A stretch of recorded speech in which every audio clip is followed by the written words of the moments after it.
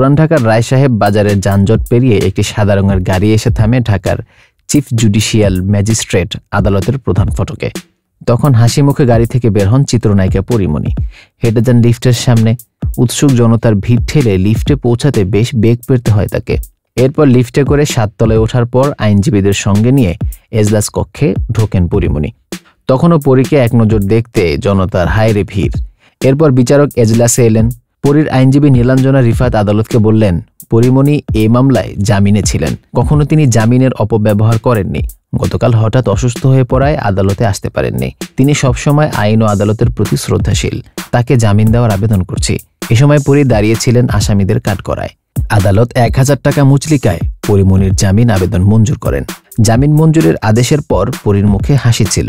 বিচারক এজলাস কক্ষ ত্যাগ করার পর পরীমণি তার আইনজীবী ও তার সঙ্গে যাওয়া ব্যক্তিদের সঙ্গে হাসি মুখে গল্প করতে থাকেন। আদালত কক্ষে দেখা যায় ভক্তদের সঙ্গেও হাসি মুখে কথা বলছেন।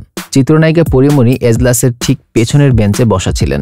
তখন পরীর আইনজীবীরা জামিননামা লেখায় ব্যস্ত। 5 মিনিটের মধ্যে জামিননামার প্রয়োজনীয় তথ্য লেখার পর জামিনদারের স্বাক্ষরের জন্য কাগজটি তরুণ গায়ক শেখ সাদির হাতে যায়। তখন পরীমণি ঠিক তার ডান পাশেই বসা ছিল।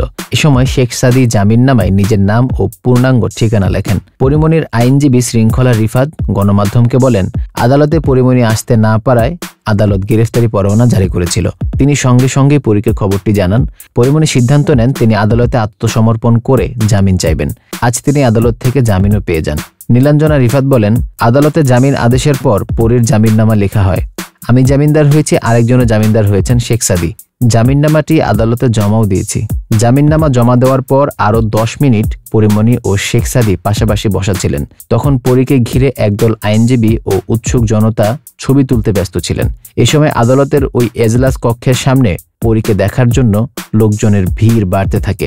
তখন ঢাকা জেলার পুলিশ আদালত পরিদর্শক আক্তার হোসেন উৎসুক জনতাকে আদালতের সামনে থেকে সরে যাওয়ার অনুরোধ করেন। তখন পরীমণি আদালতের কক্ষের ভেতর থেকে আইনজীবীদের সঙ্গে হাসি মুখে গল্প করতে থাকেন। কোনো আইনজীবী তার ছবিও তোলেন। ঢাকার চিফ জুডিশিয়াল ম্যাজিস্ট্রেট আদালতের 7 তলায় এজলাস কক্ষ থেকে তাকে কড়া নিরাপত্তা দিয়ে লিফটের সামনে নিয়ে যাওয়া হয়। 7 তলা থেকে লিফটে নামতে সময় নেয় 10 মিনিট। পরীমণি তখন আদালত ভবনের নিচ তলায় আসেন। তখন সেখানে গণমাধ্যম কর্মীদের প্রচণ্ড ভিড় ছিল। এই ভিড় ঠেলে ঢাকার সিজেএম আদালতের প্রধান ফটকের সামনে রাখা ডায়েসের কাছে যান। তখন পরীমণি হাসি মুখে কথা বলতে শুরু করলেন, কিন্তু উৎসুক জনতার চিৎকার চেঁচামেচিতে পরীর কথা গণমাধ্যম কর্মীরা ঠিকমতো শুনতে পারছিলেন না। একসময় পরীমণি বিরক্ত হয়ে যান। তিনি বলতে শুরু করেন, যদি চিৎকার চেঁচামেচি করেন তাহলে আমি কথা বলবো না। তখন পরীমণি হাসি মুখে বলতে থাকেন, আমি আপনাদের এত ভালোবাসা পেয়েছি। পরীমণি গণমাধ্যম কর্মীদের কথা বলা শেষ করে সাদা রঙের একটি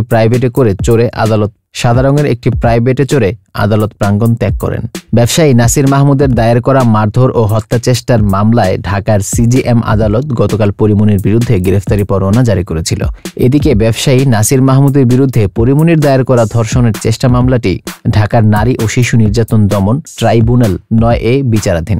এই মামলায় পরীমণির সাক্ষ্য প্রদান চলমান। তরুণ প্রজন্মের জনপ্রিয় গায়ক শেখ সাদি আদালতে শুরু থেকে পরীর সঙ্গেই ছিলেন তিনি। পরীমণির জামিনদার হওয়ার প্রসঙ্গে জানতে চাইলে শেখ সাদি গণমাধ্যমকে বলেন, পরীমণি আমার সহকর্মী।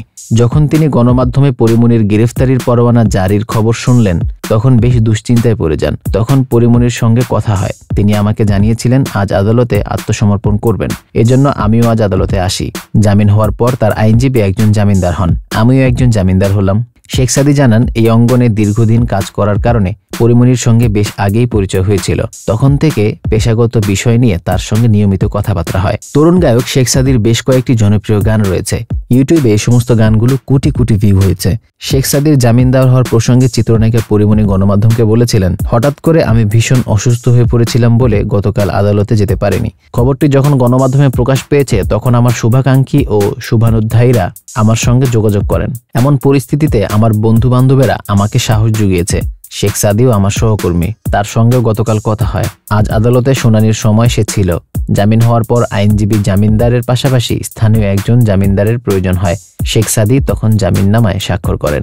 3 বছর আগে গুনিন সিনেমার শুটিংয়ের সময় চিত্রনায়িকা পরীমণির সঙ্গে নায়ক শরীফুল রাজের পরিচয় হয়। পরিচয় থেকে প্রণয়। এরপর এই দম্পতির একটি ছেলে সন্তান হয়। পরে তাদের সম্পর্কে ফাটল ধরে। প্রায় 1.5 বছর আগে তাদের বিচ্ছেদ হয়। পরিমণি তার সন্তান ও কাজ নিয়ে ভীষণ ব্যস্ত। অন্যদিকে রাজও তার মতো করে ছবির কাজ নিয়ে ব্যস্ত সময় পার করছেন। পরিমণি গণমাধ্যমকে বলেন, একটা চড়াই উতরাইয়ের মধ্য দিয়ে আমার জীবন চলছে। বিপদের সময় যে পাশে থাকেন সেই জীবনের জন্য আশীর্বাদ। আমি এই জীবনে অনেক শুভাকাঙ্ক্ষী পেয়েছি, এখনো আমার অনেক শুভাকাঙ্ক্ষী রয়েছে। আমার সুখ দুঃখের গল্পগুলো তাদের সঙ্গে শেয়ার করি, এতে আমি মানসিকভাবে ভালো থাকি। এদিকে শেখ সাদী গণমাধ্যমকে বলেন, আমিও ইন্ডাস্ট্রিতে কাজ করছি অনেক দিন হলো। পরিমণির অনেক ইতিবাচক গুণ রয়েছে। বিপদে আপদে মানুষের পাশে থাকেন। আমি তার মঙ্গল কামনা করি সবসময়। পরিমণির ফেসবুক পেজে দেখা যায় 4 দিন আগে তিনি শেখ সাদীর একটি ভিডিও পোস্ট করেছিলেন।